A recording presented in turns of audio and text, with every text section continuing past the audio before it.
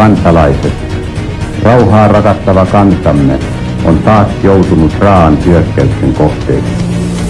Jälleen kerran on sama vihollinen, joka runsaan puolen vuosituhannen kuluessa lyhyin väliajoin on yhteensä noin 100 vuotta hävittäen.